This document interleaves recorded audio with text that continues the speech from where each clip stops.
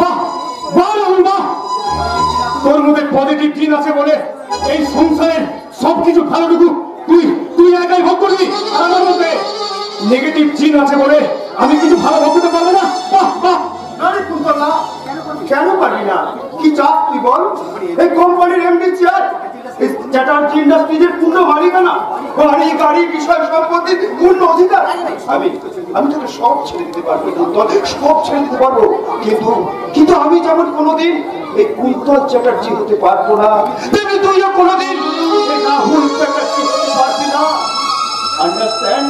R do you understand?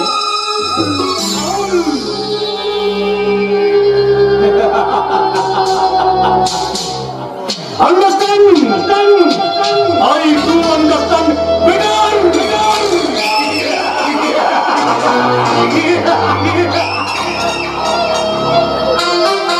তুই বুঝলি না ওই দম্ভ, ওই ছন্দময় জীবনের সুর আমার মাথায় এই ঘুমিয়ে থাকা অসুরটাকে জাগিয়ে দিয়ে গেল।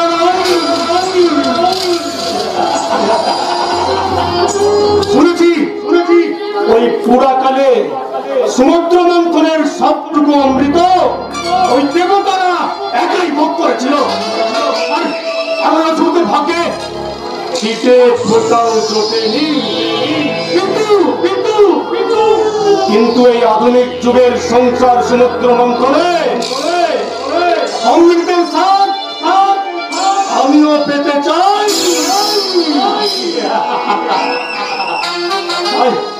তাই তো আমার এই ডায়েরিতে আমি লিখে রাখলাম,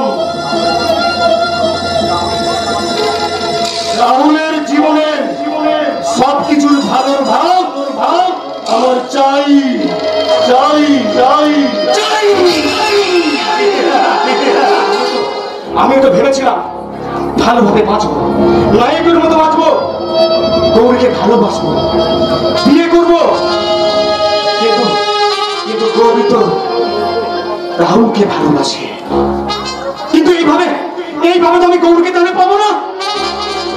তাই আমি সারা নায়ক হয়ে বাঁচতে চাই না। এই সমাজ